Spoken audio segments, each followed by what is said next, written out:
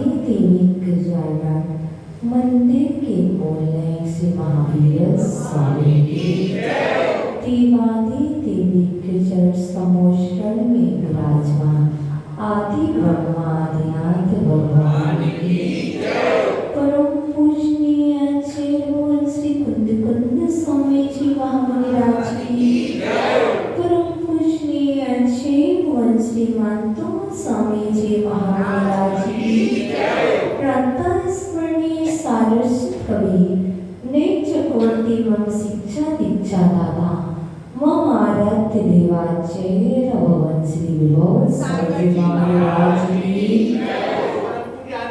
श्री माता की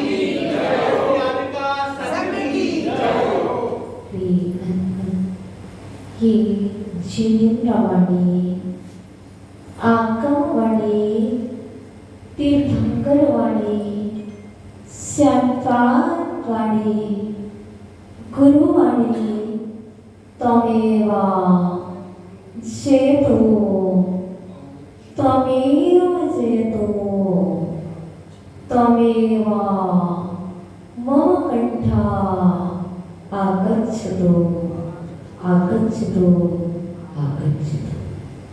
प्रियंकन भक्तमन स्तोत्र की पावन वंदाग्नि मंगलकारी भक्ति गंगा में अवगाहन करते करते शैविन काव्य में प्रवेश कर रहे हैं, जिसमें आचार्य भवन मानतुम स्वामी बतला रहे हैं सर्व वशीकरण। जहां पर आचार्य भवन कहते हैं भुजंग विष निवारक, क्या त्वत् संस्तवेन, त्वत् संस्तवेन, आपका स्तवन तो ऐसा है प्रभु कि आपकी स्तवन से यदि अरहम श्री सबको बस में कर सकती है, और यदि ये सब बैठ करके एक साथ पढ़े तो संपूर्ण विश्व को अपनी मुट्ठी में कर सकते हैं। देखो देखो, काव्य वशीकरण है, सर्व वशीकरण, भुजंग को विष में वश में करने वाला, भुजंग के विष को दूर करने वाला। लेकिन आप सब बस में हो कि नहीं? आप सब बस में हो कि नहीं? हो किसके? भगवान के। हो कि नहीं? आपको यदि किसी ने बस में कर रखा है तो वो है भक्तामर स्त्रोत। भक्तामर स्त्रोत का वशीकरण आपको इतनी भक्ति करा रहा है कि आप यहाँ से हट नहीं रहे। आपको इतना वश में किया कि आप सुबह 4:30 बजे उठ करके आ जाते हैं। हम कहते हैं 5 बजे आओ, वो किसने आओ? प्रवेश में आओ। हम कहते हैं मेरे पास 5 बजे आओ, पर इतने बस में हो गए कि 5 बजने में अगर चाचा को 10 मिनट भी शेष रह गए तो भी नहीं रहा जाओ, चलो माता जी भक्ति करना है। क्यों? ये भक्तामर स्तोत्र का प्रभाव। मेरा कुछ नहीं है, आपका भी कुछ नहीं है, ये तो जो कुछ भी है मानतुम स्वामी आपका ही है। आपने हमारे लिए दिया है और हम सब उसका सदुपयोग कर रहे हैं। तो यह सप्तम काम सामान्य मत समझना। कल तो आपने बुद्धि को बढ़ाने वाला काव्य देखा था, बुद्धि बढ़ाई थी, और कल से आज तक इतनी सारी बुद्धि बढ़ गई होगी, और आज सोच रहे कि अब सबको बस में भी कर लें। देखो, सभी को बस में करने के पहले आप अपने आप को बस में कर लो। यदि आपने अपने आप को वश में करना नहीं सीखा तो हम मानेंगे कि भक्तामर स्तोत्र का 7वां काव्य तुमने पढ़ा नहीं है। यदि आपने पढ़ा और अपने आप को वश में नहीं किया तो व्यर्थ है। देखो, हमने वश में किया अपने आप, आपने वश में किया तो बस मुझे पर को बस में करने के पहले अपने आप को स्वयं को बस में करना है। हम परवश नहीं हैं, हम स्वयं को बस में करने के लिए परवश नहीं हैं, हम तो स्वाधीन हैं, स्वाधीन हैं, स्वयं की अधीन हैं। अपने आप को बस में करने के लिए किसी से कहने की आवश्यकता नहीं है, किसी से कुछ बोलने की आवश्यकता नहीं है, मात्र हाथ पे हाथ रख करके बैठने की आवश्यकता है। कर्मीस हाँ, और कर्मीस हाँ, करके ऊपर कर रख करके बैठ जाओ, अपने बस में हो जाओगे, पक्का है। देखो प्रभु स्वयं के बस में हुए कब? जब करके ऊपर कर रखा तो स्वयं प्रभु अपने बस में हो गए। यदि तुम भी बस में होना चाहते हो तो तुम भी रखो ना, तो संस्थावेना आपका स्तवन तो, आपकी भक्ति तो शरीरधारियों की, देहधारियों के संपूर्ण पापों को एक क्षण में मुक्त कर देती है। देखो बस में करती है। दूसरा कारण, जितने भी पाप किए हैं, जहां जहां पर पाप किए हैं, उन संपूर्ण पापों को धोने के लिए एक काप काफी है। दाग लग गया है वस्त्र में, स्पॉट पड़ गया है, तो तुम रिनाला लगा लोगे, तुम बैंडेज से साफ कर लोगे, लेकिन तुम्हारे हृदय में ही, तुम्हारे अंतरंग में ही ऐसी कालिमा लग गई है पापों की, उस कालिमा को कैसे धोगे? तो देहधारी देह का कालिमा हटाने के लिए साबुन से धो लेते हो, और अंदर देह की कालिमा को धोने के लिए ये स्रोत है, यह काप है। यदि अंदर की कालिमा नहीं है तो प्रभु का नाम लो, तो संस्तवेना, प्रभु आपका स्तवन काफी है, आपकी भक्ति काफी है, मुझे कोई प्रोडक्ट की आवश्यकता नहीं, मुझे कोई अनुष्ठान की आवश्यकता नहीं। यदि मैं सच्चे मन से आपका स्तवन कर रहा हूँ तो मुझे पूरा कॉन्फिडेंस है, मुझे पूर्ण विश्वास है कि मेरे जन्म जन्मांतर के पाप धुल जाएंगे। विश्वास हो तो, यदि विश्वास नहीं है तो डॉक्टर के पास जाओगे। देखो डॉक्टर के पास भी ऐसी दवा नहीं है कि किसी के तन में कुष्ठ रोग हो गया हो तो डॉक्टर ठीक कर दे। डॉक्टर के पास भी ऐसी दवा नहीं है, और किसी भी मेडिकल पर ऐसी दवा आज तक नहीं बनी कि किसी को एक बार व्हाइट स्पॉट, व्हाइट दाग पड़ गया हो वो ठीक हो जाए।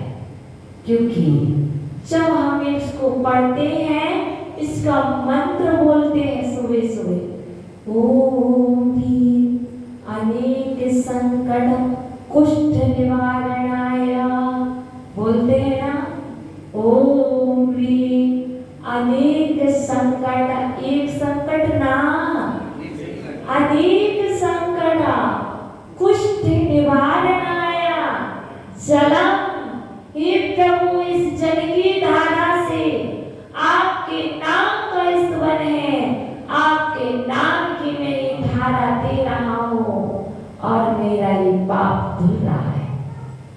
जलम दुर्पाम नष्ट हो जाए, कर्म नष्ट हो जाए, ये पाप कर्म नष्ट हो जाए धूपों में, इसलिए कह रहा हूँ प्रभु मेरा ये पाप नष्ट हो जाए, फलम, मुझे फल की प्राप्ति हो, अर्घम, अनर्घ पद की प्राप्ति है। मात्रा इसलिए नहीं दे रहा हूं कि मेरा टाइम पास हो, तो एक रोग नहीं, अनेक संकट, रोग का होना भी तो संकट का होना है, रोग का आगमन ही तो संकट का आना है, रोग का आना ही तो उपसर्ग का आना है, बीमारी का होना ही तो दुर्भिक्ष का होना है। और क्या है? यही उपसर्ग है, कर्मकृत उपसर्ग है, जरूरी नहीं है देवकृत उपसर्ग, जरूरी नहीं कि मनुष्यकृत उपसर्ग हो, कर्मकृत भी तो उपसर्ग होते हैं। और ये काव्य कर्म में कृत उपसर्गों को भी दूर कर देता है। देखो, आपने बहुत सुना है सिद्धि चक्र महामंडल विधान को, बहुत किए हैं, सुना क्या? सिद्धि चक्र का पाठ करो, पाठ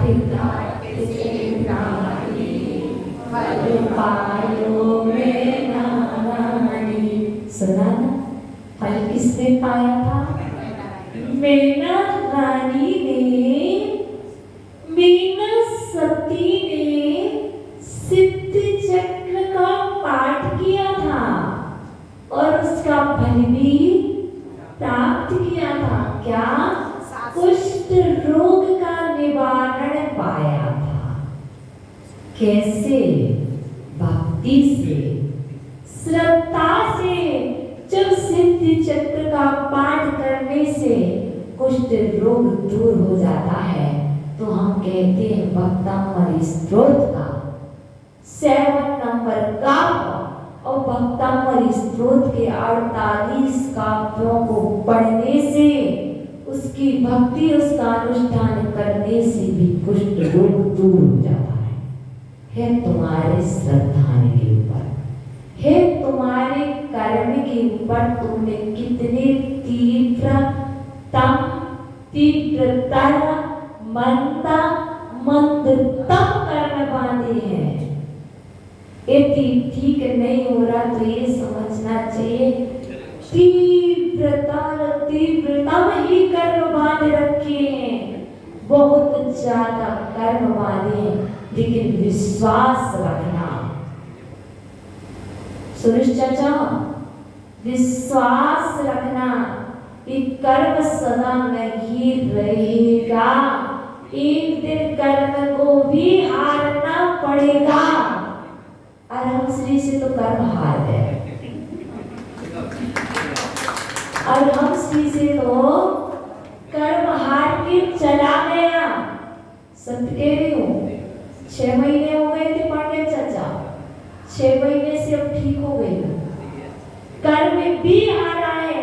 यदि हम उस कर्म से प्रभावित हो जाते तो वो कर्म मुझे हरा देगा, लेकिन हम उससे प्रभावित नहीं हुए तो वह कर्म मुझसे हार करके चला गया है, अब नहीं आएगा, अब नहीं आएगा। सच कह रही हूँ, बिल्कुल झूठ नहीं बोलती, बिल्कुल भी झूठ नहीं बोल रही। सप्त महाव्रती हूँ, सप्त महाव्रती हूँ। मैं 6 महीने से बहुत परेशान थी, 6 महीने से परेशान थी, लेकिन आज 9 ही दिन हुए अनुष्ठान। कितने दिन हुए? 9 दिन हुए। जैसे 8 दिन पूरे हुए वो कर्म चला गया, वो कर्म चला गया और मैं ठीक हो गई। इसलिए मत समझना क्या होता है, अपना अपना श्रद्धान होता है, अपना अपना श्रद्धान होता है। मैना रानी का श्रद्धान था कि यह कुष्ठ रोग दवा से ठीक नहीं होगा, ये कष्ट रोग तो दूर दुआ से ठीक होगा। और मैना रानी ने श्रीपाल के लिए दुआएं देना प्रारंभ कर दिया, क्योंकि साधु के वचन मिथ्या नहीं होते हैं। तो मैना रानी ने मुनिराज से सुना और सिद्ध चक्र का पाठ किया, गंधो रख लिया और कुष्ठ रोगी युवराज अपने पति के ऊपर छिड़क दिया। तो क्या हुआ? वाह, कुष्ठ रोगी भी सुंदर सी कामदेव सी काया को प्राप्त हो गया। यही उदाहरण नहीं है, बहुत सारे अनेकों उदाहरण मिल जाएंगे। इसलिए देखो, एक बात ध्यान रखना, कुष्ठ रोग होता क्यों है? पहला कारण समझ लेना, कुष्ठ रोग होता क्यों है। सबसे पहला, मुनि निंदा, गुरु निंदा, प्रभु निंदा, शास्त्र निंदा, संयमी की निंदा करने से कुष्ठ रोग हो जाता है। और जिसका फिर हम जिस रोग से फिर हम मुक्त नहीं हो पाते हैं। इसलिए स्वप्न में भी नहीं करना, और कर ली हो तो निंदा, गर्हा, आलोचना, प्रायश्चित जल्दी से कर लिया जाता है, क्योंकि मालूम चल जाता है कि मुझे कैंसर है, मुझे कैंसर होने वाला है या है, तो क्या करते हैं, टाटा हॉस्पिटल जल्दी पहुंच जाते ना। ऐसे ही मुझे मालूम चल जाता है कि कहीं मैंने गुरुजनों की निंदा की है, कहीं मैंने साधु के का वर्णवाद किया है, वो इसका उपाय क्या है? चलो गुरु चरणों में जल्दी से निंदा कर लो, गर्हा करो, आलोचना करो, प्रायश्चित कर लो, मैं मुक्त हो जाऊंगा। इसलिए देखो, हो सकता है इस जीवन में ना की हो, पूर्व भाव में की हो, जिस कर्म का उदय इस भाव में आया और इस भाव में निंदा की, वो इस भाव में उदय में आ भी सकता है और नहीं भी आ सकता है।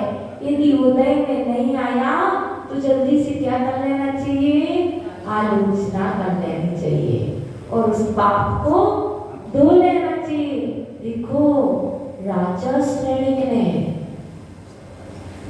मुनि के ऊपर उपसर्ग किया था, मुनि निंदा की थी और राजा श्रेणिक ने 33 सागर की आयु का बंद कर दिया था।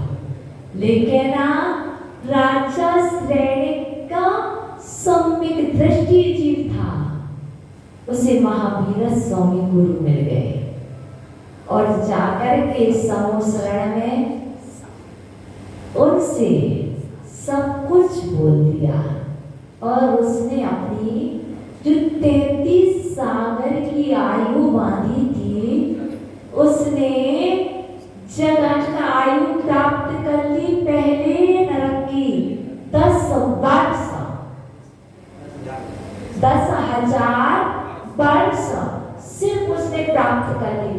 जब 33 सागर का बंद 10,000 वर्ष को प्राप्त हो सकता है, तो कैसा 7वें नंबर काव्य से आपके द्वारा बांधी गई अनेक अनेक पाप ज्ञात अवस्था में, अज्ञात अवस्था में, क्या वो कम नहीं हो सकते?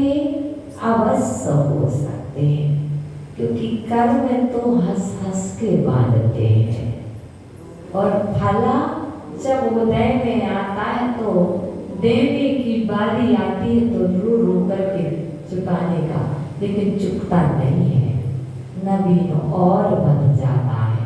इसलिए कर्म बांधा था तो बहुत खुश थे, जब कर्म उदय में भी आए तो रोना नहीं, कर्म उदय में आए तो यही कहना, हे भगवान मैंने ही तो बाधा था, उदय में आया है, जल्दी से चला जाएगा, हंसते हंसते मुस्कुराते विदा करना। देखो यह काव्य दो चीज है, एक सामूहिक दृष्टि, एक मिथ्या। मंत्र दो प्रकार के हैं, सम्यक मंत्र, मिथ्या मंत्र। विद्या भी दो प्रकार की होती है, एक सम्यक विद्या, एक कुविद्या। मंत्र दोनों को सिद्ध होते हैं, मिथ्या दृष्टि को भी मंत्र सिद्ध होते हैं और सम्यक दृष्टि को भी मंत्र सिद्ध होते हैं। मिथ्या दृष्टि को मंत्रों को सिद्ध करता है और सम्यक दृष्टि सम्य का आराधना करके सिद्धि भी ना करे तब भी कार्य हो जाना है। तो ऐसे ही ये सप्तम काव्य में जो कथा आई हुई है, जो स्टोरी है, वह एक धूलिया नाम के मिथ्या दृष्टि की है। एक व्यक्ति का नाम क्या था? धूलिया। और एक सम्यक दृष्टि श्रावक का नाम क्या था? रति शेखर। हुआ क्या? सब लोग अपना नाम चाहते हैं, सब लोग अपनी फर्म का नाम ऊंचा दिखाना चाहते हैं, अपनी ब्रांड। आपकी ब्रांड क्या है? सबकी कोई ना कोई ब्रांड होगी, कोई ना कोई फर्म होगी, सब लोग अपना नाम दिखाना चाहते हैं। ऐसे ही वह धूलिया नाना प्रकार के चमत्कार कर रहा था, क्योंकि उसने बैताली नाम की विद्या सिद्ध की थी। बैताली जो विद्या होती है कुविद्या होती है, कुमंत्रों के द्वारा सिद्ध की जाती है। जो आपने देखा होगा सर्कस में इत्यादि बहुत सारे लोग आते हैं, एक सिक्का लेते हैं और बहुत सारे दिखा देते हैं। कभी किसी इंसान को आकाश में उड़ाना, कभी कुछ बनाना, ये सब क्या है? जो बैताली विद्या को सिद्ध करता है वह सब कुछ कर सकता है। ऐसी उस धूलिया ने बहुत बैताली विद्या को सिद्ध किया और आगरा शहर में क्या करने लगा? वो सबको अपना चमत्कार दिखलाने लगा। कभी किसी को हवा में उड़ाता, तो कभी पैसों की बरसात करता, कभी दीप को लाता, तो कभी देवी को लाता, सब कुछ करता। अब हुआ क्या? यहाँ के राजा महाराजा भी उस धूलिया के पास जाने लगे। अरे ये तो बड़ा चमत्कारी है, मुझे चाहिए क्या है? सिर्फ पैसा ही तो चाहिए है, सुख ही तो चाहिए, जहां मिले वहां चले जाओ। और चला गया। लेकिन उस शहर में एक सम्यक दृष्टि श्रावक रहता था, वह था रति शेखर। राजा भी चला गया, या अनिल जी अध्यक्ष भी चले गए, कोषाध्यक्ष भी चले गए और मंत्री भी चले गए, संयोजक भी चले गए, जगदीश प्रसाद सब कुछ चले गए। कहाँ? उस धूलिया के पास। और यहाँ पर एक ऐसे बैठे थे रति शेखर, छिपी डोला वाले, कहते हम तो कहीं नहीं जाएंगे। और मुकेश जी भी नहीं गए। क्या बोलने लगे? हम उस धूलिया को तो सबक सिखा के रहेंगे। जो सम्यक दृष्टि श्रावक थे वो रति शेखर बस मन में विचार कर लिया, मैं इसको सबक सिखा करके रहूंगा, मैं सबको भटकने नहीं दूंगा, मैं अपने समाज को भटकने नहीं दूंगा, मैं राष्ट्र का हितैषी हूँ, मैं विश्व का हितैषी हूँ, मैं किसी का भी अहित होने नहीं दूंगा। लेकिन वह धूलिया के अकेला नहीं था, उसके भी बहुत सारे चेले चपाटे थे। चेले चपाटे थे, वे भी पीत वस्त्रों को धारण किए थे। जैसे ही यहाँ पर जैसे आप सुबह सुबह स्तोत्र करने बैठते हो, वैसे ही रति शेखर जिनालय में बैठा हुआ था और भगवान की भक्ति कर रहा था। और बाजू में धूलिया का चेला आया और रति शेखर के बाजू में बैठ गया। अब वो तो अहंकारी था ही कि हम तो बड़ी ब्रांड के चेले हैं, बड़ी धर्म के चेले हैं, ये तो हमें नमस्कार करे। क्या जब बड़े पिताजी की संतान होती है तो क्या सोचती है, हमें सभी सम्मान देंगे। और वो चेला आकर के रति शेखर के बाजू में बैठ गया और रति शेखर ने इतना भी नहीं कहा कि बैठ जाओ, कोई आदर नहीं किया, ना तो बैठने का कहा, ना तो कुछ भी पूछा, ना खड़े हुए, वो बैठा रहा। वो बैठा बैठा कुछ टाइम हुआ और चला गया। बड़ा गुस्सा आया था, क्रोध की अग्नि जल गई थी अंदर में, और क्रोध की अग्नि जली तो जाकर के अपने गुरुजी को एक की चार कह सुनाई। देखो, जब आदर नहीं मिलता है तो क्या करते हैं लोग, एक की 10 भी कहते हैं। ऐसे उस धूलिया के चेले ने अपने गुरु से इनकी 4 कह सुनाई। देखो, वो रति शेखर तो बड़ा घमंडी है, उसने मुझे प्रणाम भी नहीं कहा, उसने मुझे बैठने का भी नहीं कहा, मेरे से कुछ भी नहीं पूछा। वो तो अहंकार में ऐसा मत में बैठा रहा कि कुछ भी नहीं कहा, बहुत कुछ कहा। तो गुरुजी ने कहा, बेटा चिंता मत करो, मैं देखता हूँ। तुम चिंता मत करो, मैं देखता हूँ। अब धूलिया के मन में रति शेखर के प्रति ईर्ष्या का भाव, और रति शेखर ने बैताली नाम की विद्या सिद्ध की थी। बुलाया, देवी आगच्छ आगच्छ आगच्छ, और बैताली देवी आई। अपने दोनों हाथ बंधे हुए थे उसके। जो बैताली देवी होती है वो कैसी होती है, हाथ बंधे रहते हैं। वो देवी आई और धूलिया ने कहा, क्या कहा, रति शेखर के प्राण हर। क्या कहा, सुनाई पड़ रहा है, शेखर के प्राण हर। बैताली देवी आई और धूलिया से कहती है, हे वत्स कहो क्या काम है। तो धूलिया कहता है, रति शेखर के प्राण हर, अर्थात रति शेखर के प्राणों का हरण कर ले।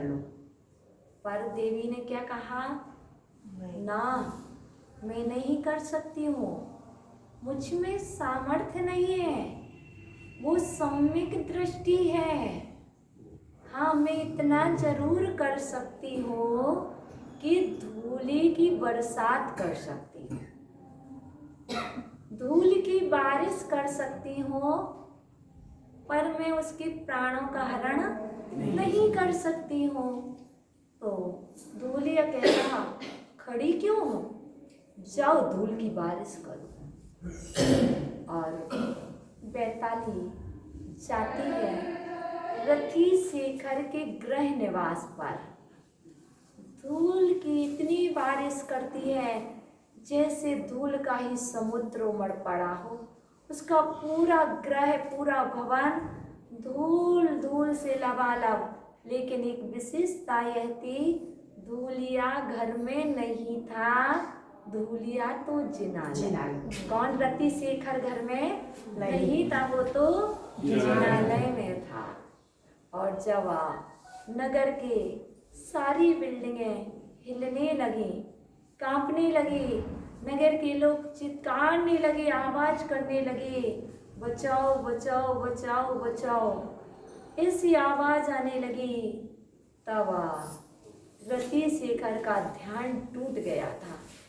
बाहर की आवाज अंदर तक सुनाई पड़ने लगी थी और रति शेखर ने भी तुरंत ही जब ये देखा, क्योंकि सम्यक दृष्टि जीव अपने लिए कुछ भी नहीं करता, वो तो प्रभु की भक्ति कर रहा था, लेकिन उसने देखा धूलिया तो सबके प्राण ही ले लेगा।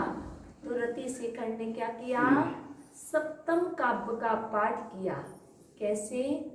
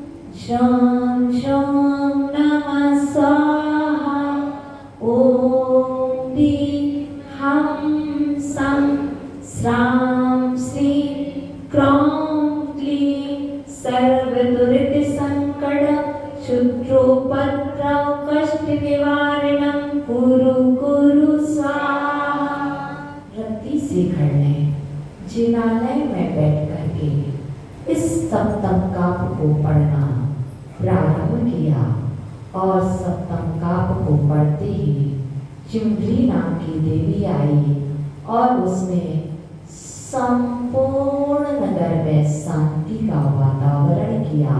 और उस चिम्बरी देवी ने जो धूलिया के द्वारा धूल की बरसात रति शेखर के गृह निवास पर की थी, वह धूली को अपने प्रभाव से उठा करके धूलिया की कुटी पर भेज दी। क्योंकि जो दूसरे को कुआं खोदता है, एक दिन वह दूलश्यामा कूप में गिर जाता है, तो जो दूसरे को जलाने का प्रयास करता है, सामने वाला जले या ना जले, हम स्वयं अपने हाथ जला लेते हैं। दूसरे पर ऊपर कालीमा लगाने वालों, पहले दूसरे पर नहीं कालीमा तो तुम्हारे हाथ पर लगी। इसलिए यह काव्य इसलिए है कि आप श्रद्धान रखो, विश्वास रखो।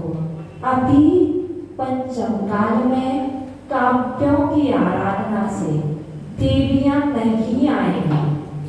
क्या आप ध्यान रखना, आराधना करोगे देवी नहीं आएगी पर कार्य अवश्य होंगे, क्योंकि अभी स्वर्ग से देव और देवियां नहीं आते हैं। अभी जगह जगह व्यंतर देव आदि तो निवास करते हैं, पर ऊपर के देव नहीं आते। वहां से वह जान अवश्य लेते हैं। कैसे जान लेते हैं? जैसे आपका बेटा यूएसए में है, मोबाइल से संपर्क नहीं हो रहा, लेकिन आपके अंदर के आत्मा के प्रदेश ऐसे कनेक्ट है कि आपको अपने बेटे की आवाज यहाँ सुनाई पड़ती है। ऐसे ही आत्मा के प्रदेश यदि भगवान से कनेक्ट हो जाएंगे, भक्तामृत स्रोत से कनेक्ट हो जाएंगे, तो आपकी आवाज स्वर्ग के देवों तक और सिद्धालय में विराजमान आदिनाथ भगवान तक पहुंच जाएगी। तो देवगण तो नहीं आएंगे, पर देवों के रूप में मदद करने आपके पड़ोसी, आपके मित्रगण आ सकते हैं और आपकी बुद्धि पलट सकते हैं। इस श्रद्धा रखना, क्योंकि कथा में तो हमें सही इसलिए बताना होता है कि वह पहले हुआ, लेकिन वर्तमान में देव नहीं आते हैं और तुम देव और देवी को सिद्ध करने का प्रयास मत करना, तुम तो आराधना करना। आराधना करोगे तो तुम्हारा संपूर्ण कार्य हो जाएगा। तुम साधना करो और अपने आप को सात बनाओ। यह काव्य इसलिए है, इस काव्य की आराधना करने वाले हरे रंग के वस्त्र धारण करते हैं। अपने यहाँ पर जैन दर्शन में 5 ही रंग बताए हैं। 5 रंगों से ही नाना रंगों की उत्पत्ति हुई। कौन कौन से? काला, नीला, पीला, लाल, सफेद। पहले लाल, काला, पीला, नीला, लाल, सफेद। इन सभी 5 कलर से ही वे नाना रंग बने हैं। इसलिए एक भक्तामर स्त्रोत में, एक काव्य में 56 बीजाक्षर हैं और ये बीजाक्षर एक काव्य को पढ़ने से आपकी आत्मा को प्रभावित करते हैं। यदि प्रतिदिन संपूर्ण भक्तामर स्त्रोत को पढ़ते हो, 48 काव्य को, तो 2688 बीजाक्षर को तुम पढ़ते हो। 2688 बीजाक्षर का तुम उच्चारण करते हो।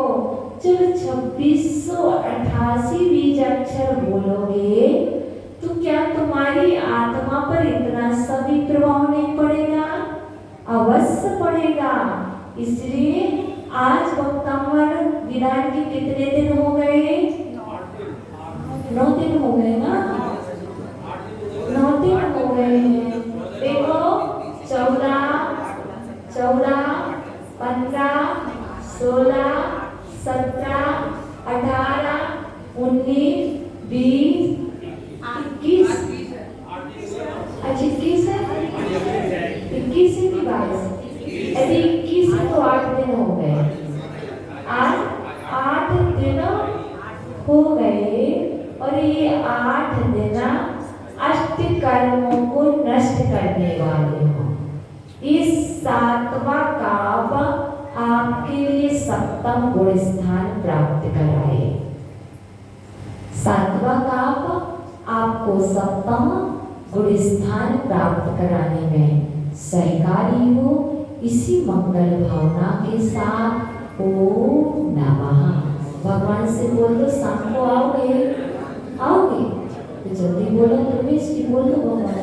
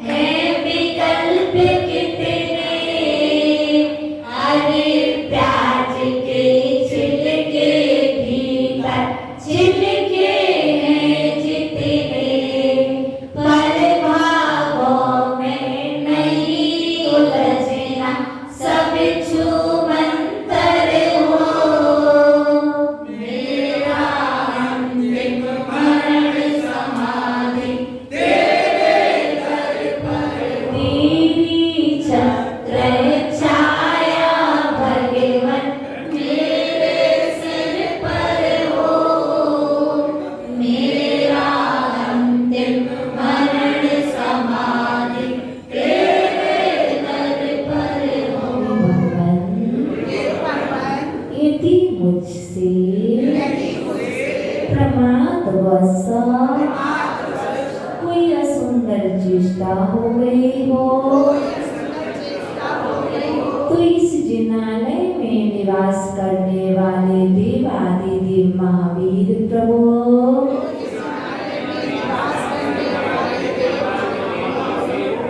समोषण में विराजमान आदि ब्रह्मा आदिनाथ प्रभु मेरे समस्त अपराधों को क्षमा करें, क्षमा करें, क्षमा करें। नमोस्तु भगवान, नमोस्तु भगवान, नमोस्तु भगवान। क्षमा कर दिया ना भगवान ने?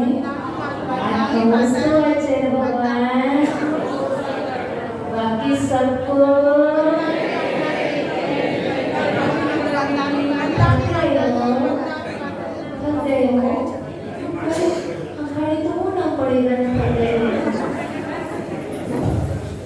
सांस सांस में